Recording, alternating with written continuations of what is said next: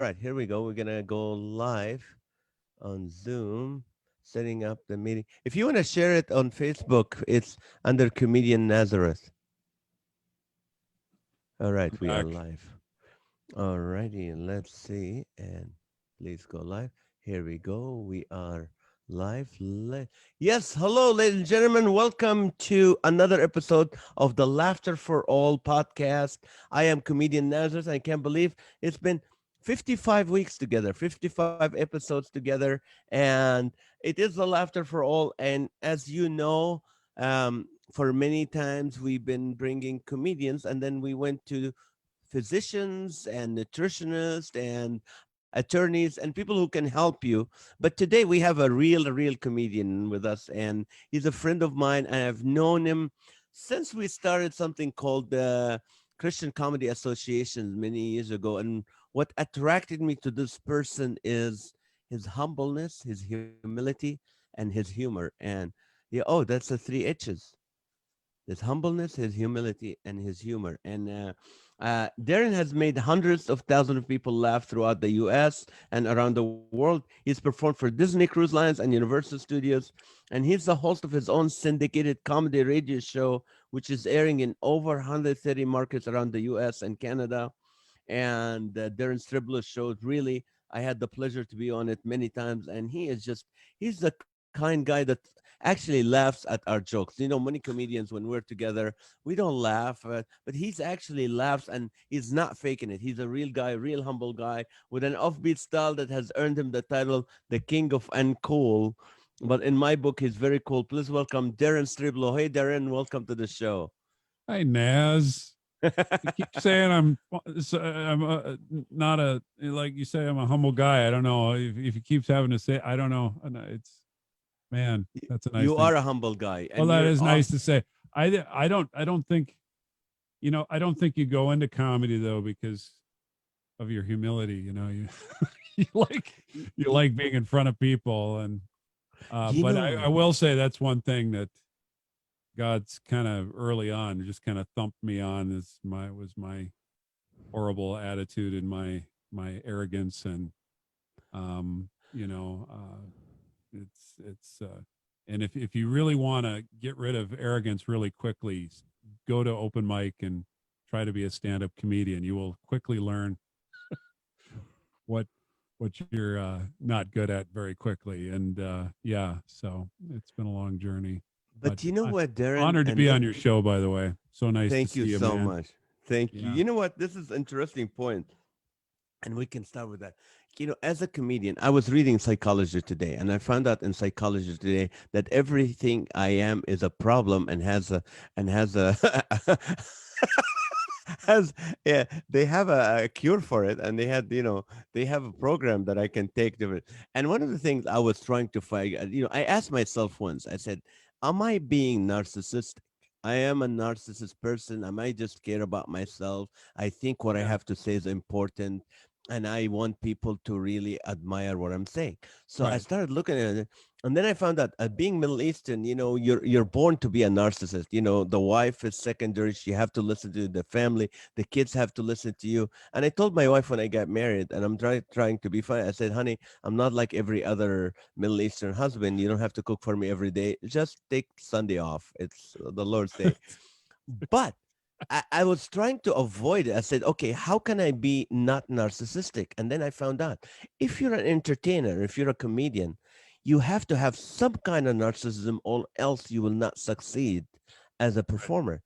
Well, Because what is the difference between and I was having this conversation with somebody this year because they were telling me that they didn't like to get up in front of people because of they didn't want to be prideful. And I said, well, I think there is a difference between wanting to be seen and having a drive to be in front of people and pride. I think, for example, my wife's a teacher and she's very wired to teach, which means Mhm. being in front of people and doing that. But I wouldn't say that that comes from a place of pride or, when you have a gifting to do something, like being on stage or whatever, that I don't think that's the same as thinking you're better than someone, or you're not sitting on stage thinking I'm the best one here. That's why I'm up here. Often when I'm up there, I'm thinking I'm the only one who's willing to make a fool out of myself like this.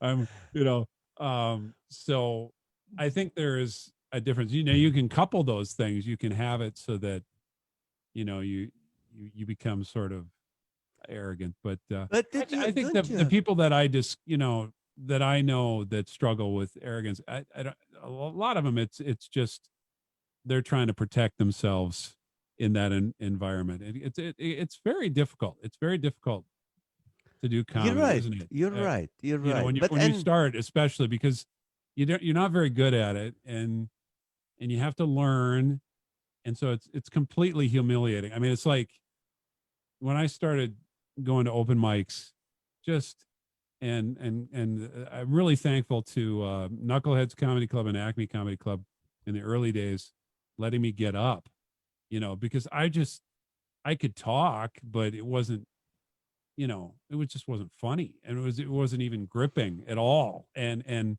the the the managers and the owners would be very helpful and sit down with me and go, that wasn't funny because you didn't actually have a joke there, and really kind of walk me through it. But it's one of those art forms that's just completely humiliating. And if you have a drive to stay in it, I think it really is kind of a refinement.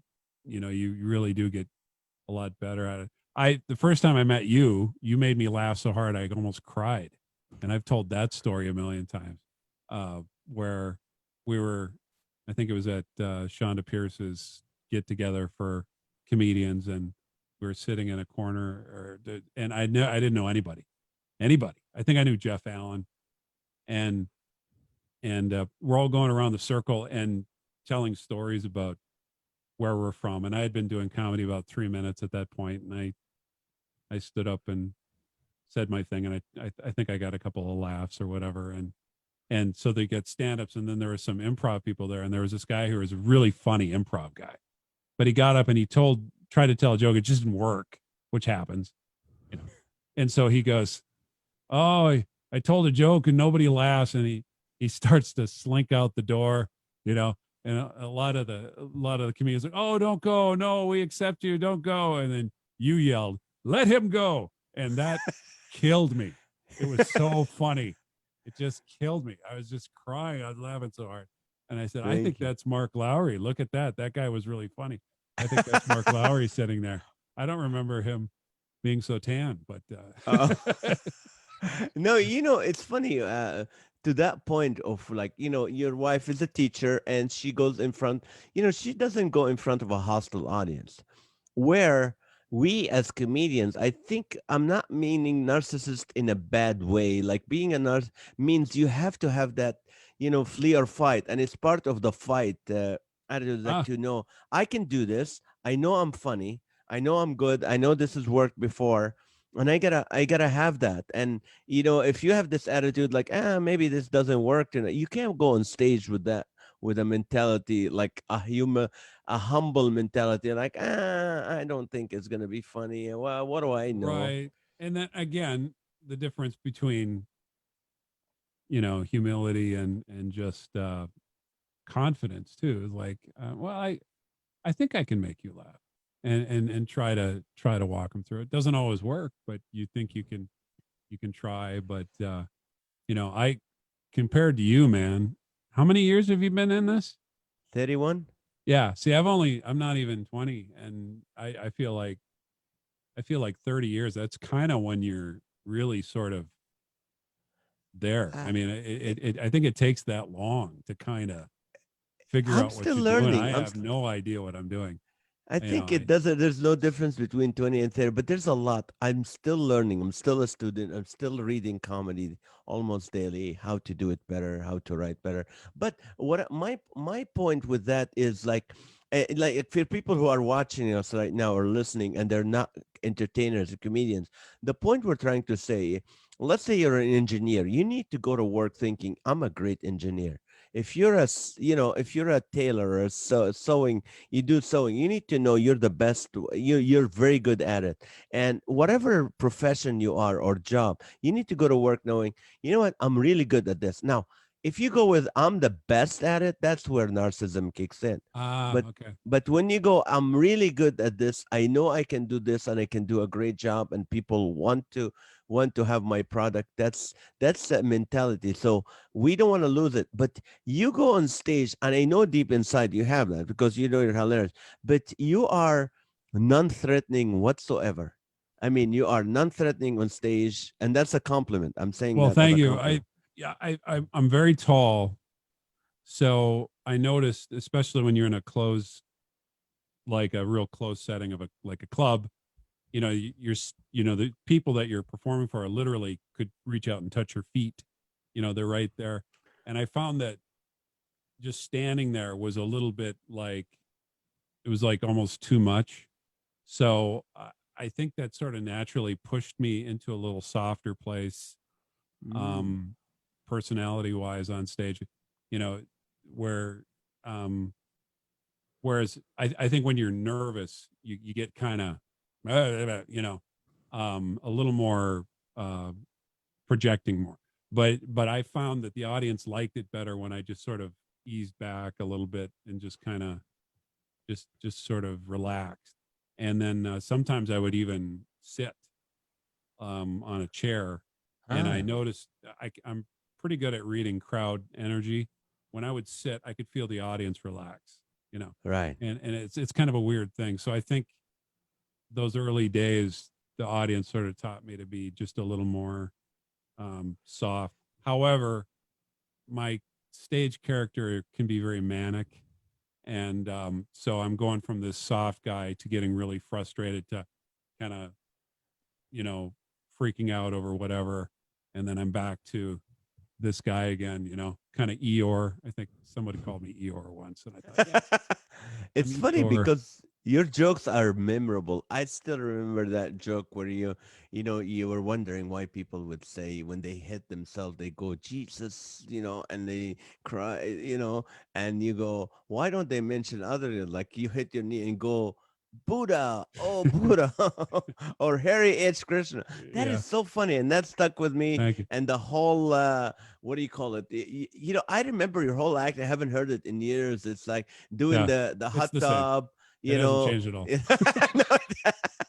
So what made you want to be a comedian? Now you're born in By Minnesota the way, in about that joke about stubbing, about 30 people have written that joke since I've noticed that. You come up with an since you idea. wrote it, 30 Yeah, and people and has and the and I think other people wrote it before me too, so it's not an original idea. Hopefully it's a kind of an original presentation, but but you do it originally. well, I thank love you. that. Thank you very Now, much. how did you start? You were born in what, Minnesota, and not in Duluth. You weren't born in Duluth. I was born way up by Ely, Minnesota, which is kind of in the woods.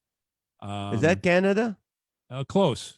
It's called Oh, the Boundary Waters for that reason. So okay. my early memories were my dad would teach school during the school year, and then in the summers he was a guide up into the Boundary Waters and Quetico areas for camping and stuff like that. And it was all Huh. canoes and portages and stuff like that. So that's what I thought Canada was islands and portages Canoes. and canoes and stuff. So when I went to my first Canadian city, I was quite surprised. But yeah, I thought the whole world was just tall trees and beautiful landscape. But yeah, When did you leave there? oh, when I probably went grade school, I think, moved to the Duluth area. Yeah. Duluth. And that's what do you call it? That's you went for radio or you went for high school there? Well, when I was in high school, my mother suggested that I try doing radio, because we knew somebody at one of the local radio stations, and they hired me because I sounded 40 years old when I was 16. So I went there on weekends and read the weather. First time I did it, I trembled like shake, just terrified. I was. They have a tape of it, and every once in a while they ship off that Oh, tape that's funny. to one of the.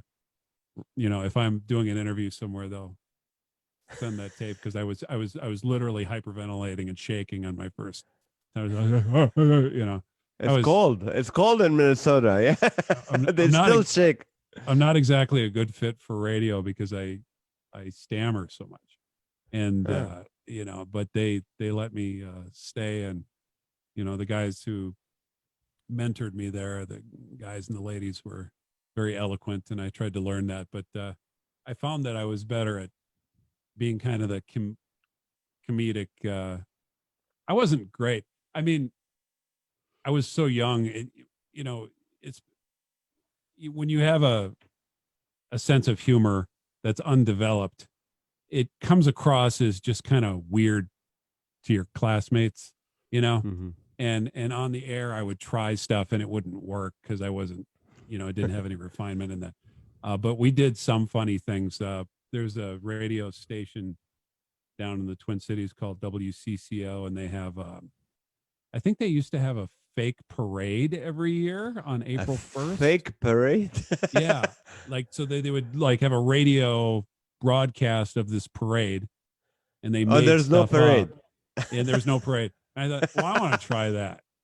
And we got it so we got it so realistic. What we did was cell phones were fairly new back then, and we we had one of our guys go into one of our little control rooms and just have the phone out, but then he would play sound effects in the room. And when you have that, you know, one dimension away, or one Yeah, layer away, it sounds like real. you know, it sounds like a phone recording of something real. If we had played it, if we had played these sound effects like through us, just through the system, it would have sounded, it wouldn't have sounded authentic, because it, you could have heard that it was too pristine or something. But because it was through the phone, it added that layer of realism. And so we had our guy talking about, you know, there was no snow on the ground, but there were snowmobiles going up and down the street with these special carbide tips that would uh, be able to do snowmobiles on regular ground. And people at home were like, oh, that's interesting. And then there was fireworks, where brand new fireworks developed, where they exploded black over the blue sky. It was a daytime firework, and you could hear the fireworks going on. Well, apparently, and we thought we were just being funny, but people were driving up and down the street looking for this thing, and it was April How bored 1st. were you Yeah, guys to be we able had to nothing come to up with do. a We fake had nothing to parade? do there. Yeah. So That's funny. it was kind of a, so that kind of stuff told me that I liked telling jokes and stuff, but didn't really start after I got married. That's kind of when I started venturing out and trying it. And like I said, when I started, I wasn't very good at it, and learning. Uh, I think that's another difference. Going back to your narcissism thing, I think I think the comedians that I enjoy to hang out with are really interested in being lifetime learners when it comes to the art form. And that's true of any artist of any art form. You know, they're always just kind of, you know, other comedians aren't a threat. They're somebody to learn from. Right. Other painters aren't a threat. They're somebody to learn from. So it's that there's this interest of watching and stuff. And I've always enjoyed, you know, watching you guys, you know, my friends doing comedy and how you do it, you know. And you have a special way of doing it, because you do, your setup and punchlines are great. And it takes it a step further, as you've got that beautiful fish out of water kind of material, you know, just, and it's such great commentary on the different cultures, because you're coming at it from someone who wasn't always here. Mhm. And it's so, it makes me, I laugh so hard I cry, you know, at some of the material that you come up with, and that viewpoint. I mean, you have the whole package. You've got the persona, you've got the viewpoint, and you've got the writing. So I've learned a lot from you over the years. Well, thank you so much. And you're very funny. And what? So you went back to radio again? I don't know why I have this. What do you call? Oh! What happened? Something happened. Oh, we're not going into commercial, ladies and gentlemen. This is just my computer playing game. You're Uh so awesome. You have oh, you have commercials. That's awesome. you know what? Those earpods. The minute I touched it, it started playing a song. Like, you know what? I'm not a teenager. I don't know how to use this, but I think it's cool you have ear pods. I don't have ear. I know your listeners won't be able to see this. These are the headphones I have. These are the old school big band thing there. those are good because you know what? Your Radio wife can headphones. see you wearing them, so when you're not listening to her, she knows why. With me, no, she's like talking to me like you didn't hear me.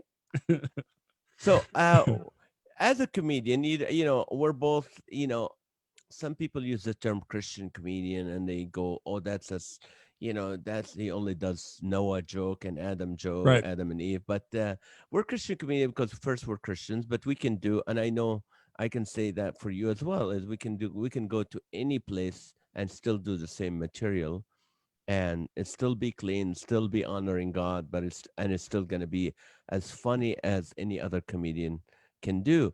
But do you think, as comedians who are performing in the Christian market or in the churches and in the Christian events, you think sometimes we feel we cannot be all who we want to be or talk about what we want to talk about, not necessarily dirty, but or dishonoring, but you know what, sometimes like a comedian would go on stage and make fun of people in his market Uh, and yeah, how sure. terrible they can be. Now we can make fun of pastors, we cannot, complain about the church because the world is complaining and watching. So what do you think, how do you handle that?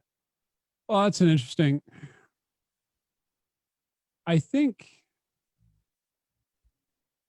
you know. I think it just depends on again, your viewpoint because what is it that you would normally talk about just in regular conversation and various things?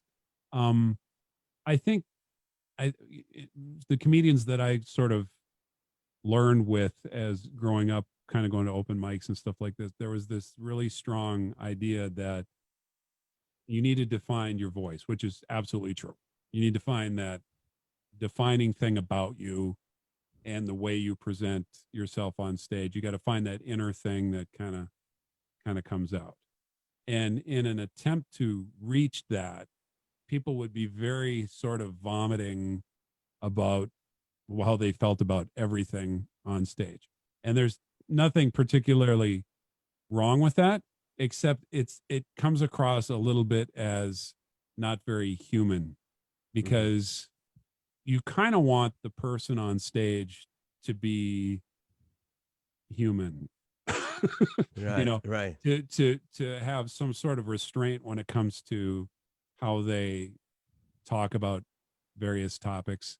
And um you know, when you're coming in and your whole thing is about complaining, there's nothing particularly wrong with the complaining sort of persona on stage, but it does have diminishing returns a little bit when it Hmm. comes to connection with the audience. You can get so complainy that you realize, boy, if this person on stage knew what I was really like, they wouldn't like me very much. And I think that's when it kind of shuts down the the the connection that you have with the audience a little bit. And that's true of anything. You can be so nice that on stage that you're actually not engaging the audience either. You're just sort of existing. You can be Hmm. so screamy that you forget that the audience is even there. They're just a sounding board. I think you can go too far with anything. So for me, I haven't really looked at, you know, how to complain about what's going on in churches and various things. I really try to I guess I have such, just trying to get through life, you know, life is so hard. I like to bring in all those little frustrations and my foibles and my ways I mess up. I like to bring that into the mix and then try to get perspective on it comedically so that the audience sort of feels my not triumph, but I've processed this. It's funny now. So I've got perspective. I think that Mhm. sort of feels good to an audience. What I is a give, bit you're yeah. working on right now? Like, what are you working on a bit that you're working on right now? Well, That's I'm almost, really glad you asked that because now with all this time with COVID going on and yeah. nothing going on, I have for the last 6 months written nothing, absolutely What? nothing. I have done nothing. Are I've you written serious? zero. I've, it's, Why not? I don't know. I don't know. I've been just sort of in reflection mode for the last 6 months. It's felt like kind of the, the year of jubilee thing or whatever, where you just kind of let the ground go fallow for a while. I've just sort of done this for, and just sort of let my mind go for a while. I mean, I've done the radio show and there's been interaction with that and improv stuff with that, but I haven't really gone to the writing board as much this year. I did last year and enjoyed that, but So, how is the reflecting? What were you reflecting on? What is you share with us? What is Daren? How is Daren Streblow reacting to this pandemic? What's going on? um boy, it's a great question. I think I'm thinking about it. Uh, I feel like God is doing something, Mm-hmm. and that's kind of the comfort I go to. I think what I hear from friends and family and strangers is how chaotic and you know frustrating and it is all that. But it I feel like I feel like there's purpose behind a lot of the pain, and that kind of gives me some comfort in the whole process because it is hard. I mean, our livelihoods went away basically. Mm-hmm. It's kind of like can't work, you're and you want to pay bills and you can't, and all of the stuff like that. It's Yeah, kind we're of it's kind of hard, non-essentials. and we're supposed to be funny about that. We're supposed to be, isn't that great? You know, it's hard. But when I reflect, I feel like God is doing something, and that's how I try to encourage my kids as they've been frustrated about it. Just try to see God's hand in all of it because it's if you don't take the time to think about it, I think you might miss it. So, Now, were you always a believer? Were you always a Christian, or boom, you well, had a moment? I grew up in a very Christian home and Uh-huh. wonderful parents and sisters, and as I told many people, I thought I was God's gift to God. I thought I was. Isn't it great? God has me on His team. Um, and really, I really felt like God was, there was fellowship there since I was little, but I don't think I really understood my need for Jesus, especially until I was like in my 20s. Mm. I mean, I knew it kind of intellectually, but that's when God really started to reveal to me that that there's a sin is real. You've got it. You've got things you need to, the whole 9 yards. And frankly, it was devastating. It was horrible to see myself in that light because of pride, because I really thought I was great and I Mm. wasn't. Still not. I think that was kind of a good way to shipwreck in my and sort of figure that out. And like I said, it was devastating. But as time went on, it made my relationship with God much sweeter. My need for Him hasn't made it a harder thing. It's made it a better thing. And so I've even more so than anything else that I'm still learning in that regard. But yeah, it's been a lifelong. So, uh, you're an introvert. Your wife is an extrovert, and Yes. how how how are you handling? Is this pandemic drawing you closer to your wife or family, or making a lot of conflict in the home? Just living together. You have 4 kids. How old are they now? They're 22 down to 10. Okay. So yeah, they're and all boys, and All boys. And they yeah, all are they all at home? they are. So what They is are, your house especially like? because of the pandemic. They all are. Yeah. Yeah, I know. That same thing. I have a 22, a 19, and a 12, and they're all at home because of the pandemic. Tell Mhm. me, what is the day in the Striblo home looks like? Well, Give me the funny. Yeah. two of us are very reflective, and myself and one of the boys. So we kind of just watch the other ones. That's We and um, because we can't run out and do stuff, I think it has been kind of nice as a family to talk and be close and um, you know it, I'm wondering if at the end of this we'll look back and we'll be like, man, that was really frustrating, but wow, we spent a lot of time together. That was something we probably never would have been able to do, yes. you know. Um, so I've appreciated that, and because we're all stuck together, there's ways that I like to cook, so I'm trying to make nice meals for the boys and stuff, and they like it. They grunt, so they like that. It's That's all been good. more fun. So you're right. You know what? I mean, I appreciate every moment. We would have never had planned this that way, that we're gonna be together, eating meals together, living together. But do you get to the point like, Dad, you're stupid. You don't know anything. You're horrible. What do you know? And does this happen in your home or just my house? Oh yeah, yeah. I Oh yeah. there's I think that's a natural part of. I can't speak for any, but life of boys.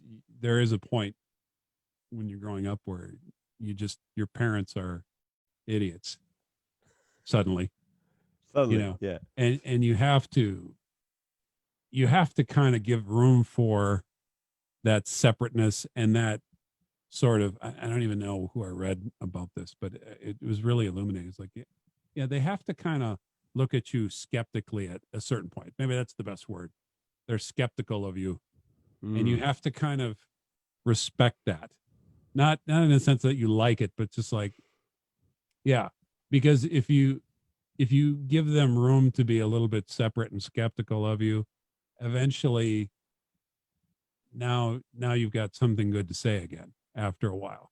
If you fight it, eh, it's just conflict because they need to go through it. I mean, it's biological. They need to be able to leave you. They need, and Mm. that's the where we're, I don't know what the word is. That's the way they cut themselves off from you in a way that Right. they can be separate, and that's healthy and never feels good, but No. it's so necessary, I think, to let them do that. And that attitude is funny, so you can write stuff about it and make it into comedy. So and I felt the same way. So So what it was? but yeah, Go- you come back. No, what is Minnesota like through the pandemic? I'm from California. I'm sure every state has a different. Well, I think you'd probably feel like it was similar up here. It's everyone is scared. I live pretty far out of the Twin Cities, and I was in the Twin Cities a couple weeks ago, and the closer you get to the cities, I think any city, the more the freak out factor. Everyone's just scared, and it's palpable. You can feel it, and that's kind of rough. And as you get kind of up in the woods, there's the fear there, and there's people upset, but it's not as much as when you're in the packed in areas and stuff like that. But yeah, it's Your it's been rough on everybody. Now your wife is still teaching, virtually, right? Or schools are open where you at? It depends. It depends. So she's Oh, doing.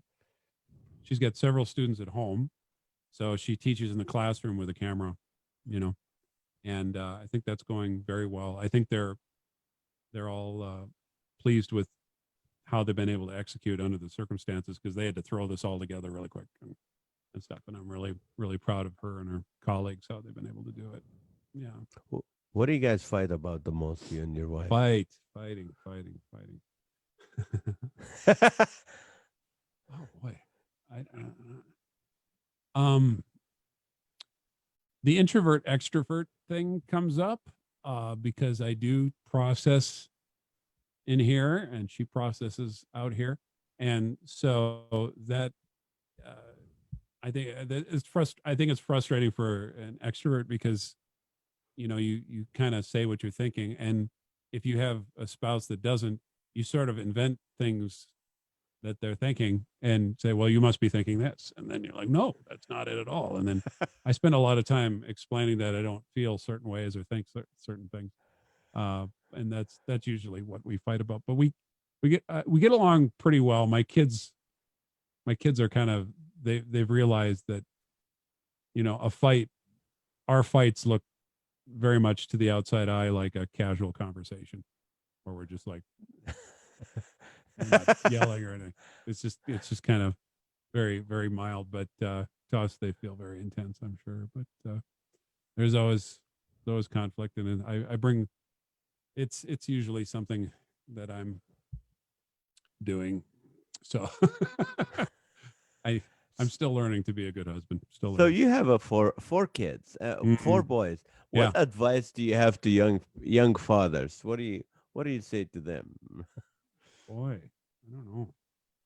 Um, go into a if you're going to parent your children, go into a profession where you have to travel 52 weeks out of the year so that you're out of the home as much as possible and have no influence on their life. It's a great strategy. Of course not. Stand up, for example. Yeah. No, boy, I don't know. It sounds so trite. I just have to pray all the time. Um, because I think when you and I were younger, a lot of the books said there's quality time and then there's quantity time. So make sure you Right. got that quality time. Well, in real life, you just got time. You don't know what it is. And looking out to make every piece of time the best it can be is exhausting. But I think that's part of it. I just praying like when things come up, just like I can't do this myself, God. I need your help, to help this person in shaping them, and being a listening ear, and and doing a lot of listening and understanding. But at the same time, I don't think kids need buddies as much as they need parents, you know. Mm, So just being a parent and being there to listen and realize that really not tell them that you're an ally, show them that you're an ally, that I'm here to make sure that you don't do stupid things like I did, and that's one of my favorite things to do. right. I find myself Yeah. lecturing them about something, and then I'll pause and I'll go, and I did the exact same thing when I was your age, and I go, really, Dad, really, yes, that's and explain that my parents had to step in and tell me that that was not good, and the reason, and kind of give them a little broader perspective. This isn't just about me being irritated. It's about, I think that's important to bring back. It's like I've struggled with the same things, and you're going to be okay. Yeah, that's a hard thing for me because I was 28 when I accepted Christ. I've had a life before that was I did everything that was wrong. So for Mm. me when I'm raising my kids, in the back of my head, I mean, for me, according to my book, they're excellent. They're great kids. But then to me, I'm going, wait a minute.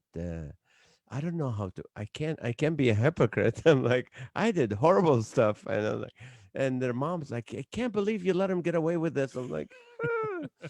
So But they're that's where the perfect, dear. difficult. The children are perfect.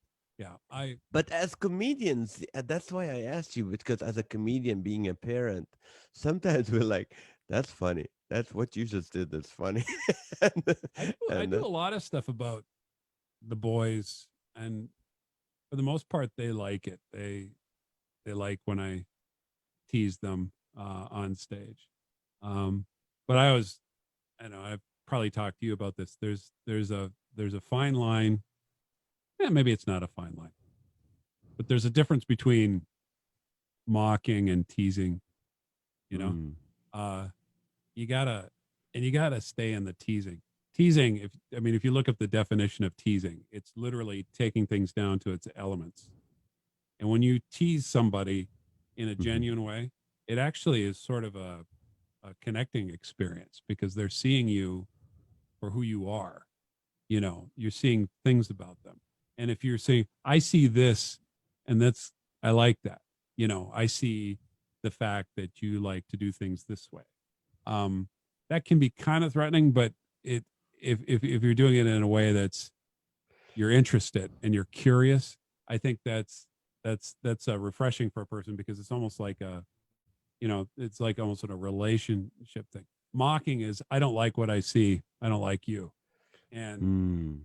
and it's very easy in comedy to go, you know get up there and mock your kids and mock your wife and mock your people in authority and stuff like that. And I'm not even saying that there's not a place for mocking, but I think there's something almost nourishing about staying on the teasing side of it. That's my theory anyway. Now, being a dad with 4 kids and a wife, and okay, income has stopped. How are you? How is Daren Streblow personally handling this, going through this? I'm not your Oh. IRS agent. I don't need to know number, but I mean, you know what I mean? I'm like, what are you auditing me? No, you but how know you handle it? What is your inner thinking that's Allah keeping you strong through this? well, I've tried to stay really curious about what's next. you know um I've been grateful that I have the radio show, Mm, because like I said, I haven't done a lot of. I know someone like Ken Kington wrote a book during the pandemic. You've had your nightly broadcasts. Uh, uh, Jen O'Brien has her nightly. She's did a whole TV series online. I mean, I was just looking at all this stuff. I like nothing, you know, but I you do have a have radio show the every radio week. show, which is my weekly show. And it's really kind of kept me busy in the middle of all this. And when I'm calling you folks and having you on, it's sort of my fellowship a little bit. How's it Mm, going? Oh, it's been rough, and then trying to getting on and being funny on the air, and then talking some more. I've been very grateful for that. It's kind of a gift from God to be able to have something to do. That's And people have been writing me, and I'm sure with your podcast as well. It's like, during the whole pandemic, this has been kind of a way to kind of smile because yeah. as although we've made fun of little aspects of the pandemic, we haven't really gotten into the doom and gloom of it on the show. We've just been this is kind of a respite from all that, and I think that's been kind of helpful for some people because And yeah, and that's what we do at our show. With like, we make sure like we want to stay away. We joke about it, but we want to stay about the doom and gloom of it and yeah, all that. Uh, yeah, it's beautiful. It's beautiful. yeah. So, what do you call it? As far as your radio, do you think radio is still? I mean, with everybody doing all the other things and YouTube and podcasts and all that, is radio still viable? If that's Isn't a it word, interesting? Like the is it? oldest broadcast art form uh, is still something that people are interested in. It's fascinating to me. And I in the 80s when I was doing radio, it was kind of going out of vogue then. Uh, so it's been kind of fascinating that not only is it still going, it's like if you look at numbers, it's number one still. Wow. I'm not saying my show is, you know, No, no, no. I There's a know what lot you're of saying. people doing radio, and you have to kind of barker people into your show, which and you never know what those numbers are. But radio is something that people just love, and I think that's why you see such a the podcasting phenomenon is people are discovering not only is it interesting, but there's such a connection that you can make through spoken word that I think even video and television can't touch on in a way that radio can. That fascinates me. It's just kind of a fascinating medium for me. And how did you get to 130 markets doing your radio show? Well, I think we started out with 40.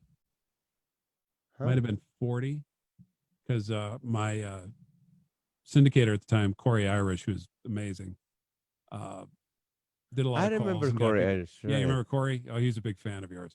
And he got us on 40, and he said this will grow, and it just slowly sort of developed, and I get little notices here and there, and we're a weekend show, so we're like tucked in on a Saturday or a Sunday, and depending on the market, and it's just kind of fun to get the emails every once in a while, and usually from my mother who listens.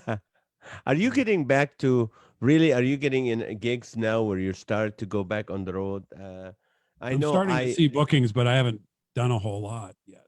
No, it's been a while. How many have you done?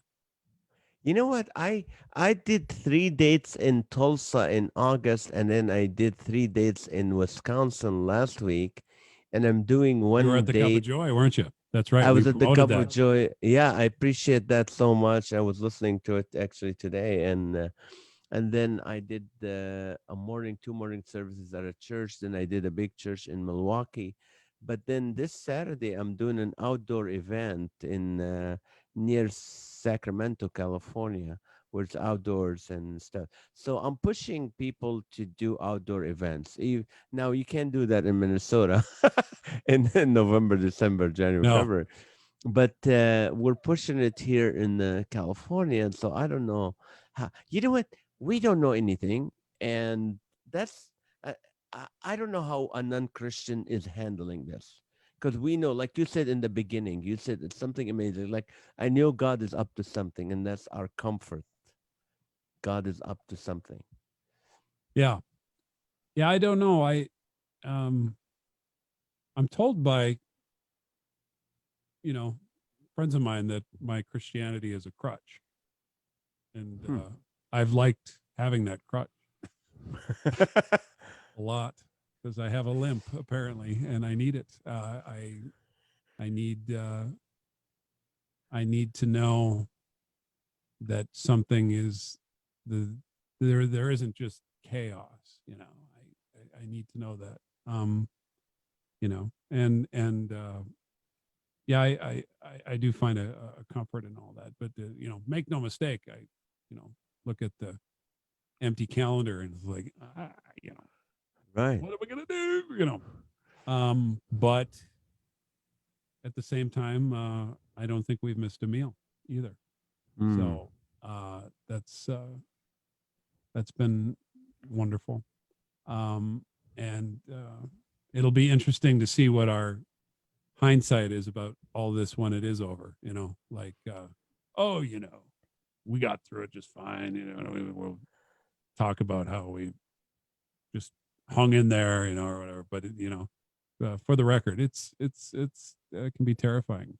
It can be It terrifying. can. It Yeah. can. It's hard. And the Bible said things do come to pass, and we know this is going to pass, and we know we're going to look at, and we're going Yeah. to, for years, we're going to do a lot of jokes about it. But what do you say? Okay, let's say someone is listening right now. I know people are listening.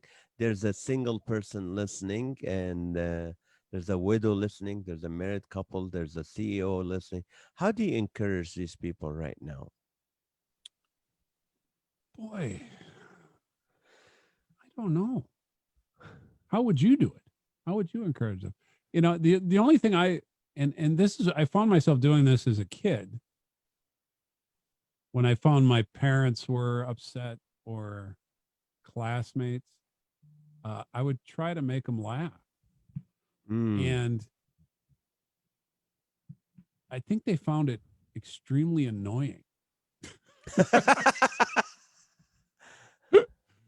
you know but I do find that that's kind of what I try to cut through a little bit of the, because to what we were talking about earlier, when we get really myopic about certain things, and when you're out of money or you're ill, Mhm. boy, when you get a cold nowadays, it's Oh terrible. yeah. Or anything, I mean, that's just right there in your face, just kind of screaming. If you can kind of step back a little bit and see the humor, inject some humor into it if it's appropriate, of course. Mhm. I think it gives you more of a 50,000 foot view. And sometimes I did something on stage a couple weeks ago, and um, I've tried to make a few jokes about what's going on, and I sense the audience isn't quite ready yet to make fun of it. Mm. They're just not quite ready, um, because we're in the middle of it.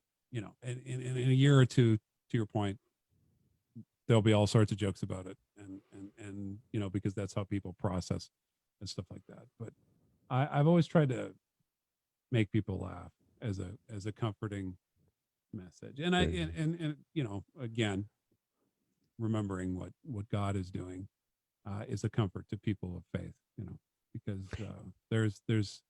there's no wasted pain in the kingdom of God. So, You try know, to remember that. yeah, you were asking. I was thinking that, and this is the thought what we're having. I said, on the plane, it used to be the scariest thing you can say on the plane is Allahu Akbar. Allahu Akbar, that used to be the scariest thing. Now, sneezing is the worst.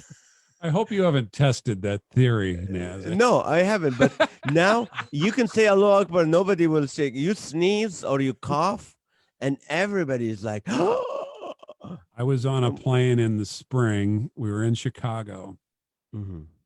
waiting at the gate, and this guy was so sick, Ah, sneezing, just cough, and everyone was just scared. on the And plane, how did they get him on the plane? I don't know, but I knew because it was so early on, he probably was not infected. I just felt sorry for him because he'd get in these coughing jags and he'd tear out of the room because he knew Mm. people didn't want to hear it. And I just thought, isn't that sad? I mean, because everybody, you know, and, he flew with us and it was fine, but it was just it's a rough time. It was a rough time to do that. Yeah. Yeah, So it separates us. But the encouragement you shared earlier today is, which is really, that's all you people need to hear. God is up to something. yeah, God got this. He's handling this. He's doing this now. Now, people who are looking, okay, uh, how they can listen to your show? What can they do to get to your show and watch it, I have an your radio app. show? I You have an do? app. I have a Mm, radio app. Yeah. you do? So if you go to your app store and type Daren with Daren, it has one R in it. Because, Uh, like I like to say often, my mother never wanted you to find this app. Daren only has one R. what Daren, a weird spelling of Daren. And if you type comedy, you'll see me on there. And it's a free app, and you can listen to Naz. His episode is still up. Mm, And you can listen on a weekly basis. And that's kind of where a lot of my I've really liked the app. I've been kind of directing my social media into that because it's kind of a little social media box and it's kind of just a nice connecting point. I've really liked that. That's been kind of fun. So you can and it's listen on great. the It's yeah, a and you great can listen on the show. website too. But thank you. I've loved it. We're 9 years deep, and you get a lot of interviews, a lot of entertaining conversations, and I have my regulars, and Naz, you're one of them, and I just love having you on, getting your perspective on things and stuff, and it's been a really kind of a fun little weekend getaway where people can just laugh for an hour and enjoy themselves. So it's been fun. How can the people get a hold of you personally? Let's say, oh, we want to book Daren, we want to use Daren, we want to, My we're doing website, some and go to my website, click on Daren. the appropriate link. It's a good way to get in touch with me. The app is a good way to get in touch with me too. So that's So kind it's of DarenStreblow.com. DarenStreblow.com. Yeah. DarenStreblow Yeah, dot com. that's impressive because I Unbelievable. cannot spell your last name. I've tried. My mom can't either. I've been asking her all my life, can you spell my last? You got a good, Yeah, yeah, yeah. Now I can finally come up with my last name because I used to call it Smith for immigration reasons, but now who cares? Nobody cares about. Terrorists are scared of the COVID. They're like, I don't want to blow myself up and then catch something. And I had a question for you about that. Your family back home. How are they dealing with all of this? all my family back home are they were in Guantanamo Bay, and now they're I don't know where they're at. No, Oh, no, just funny. No, we forgot about Guantanamo. That's an old thing. No, you know what? Most of my immediate family are here. My okay, brother lives in Kuwait. He's doing well. He's good. okay.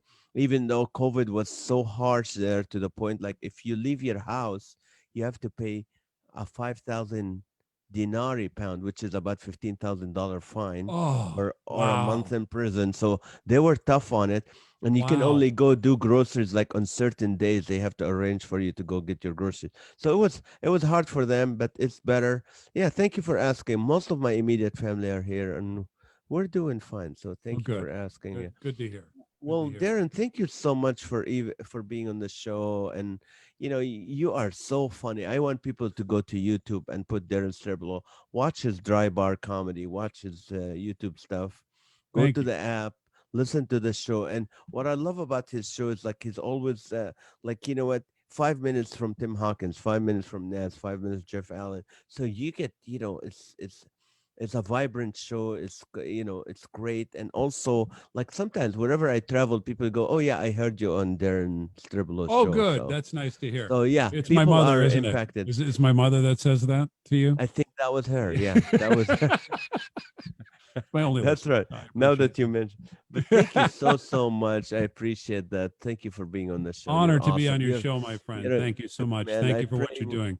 Yeah, I pray you're we an, can you're work an together inspiration to me. soon. So Oh, thank you so much. And you guys, if you want to watch our live with Naz every weeknight at 8:30 p.m. under Comedian Nazareth 1 on Facebook, where you can become the comedian and be funny. Thank you guys for watching, and we'll see you next week. God bless you.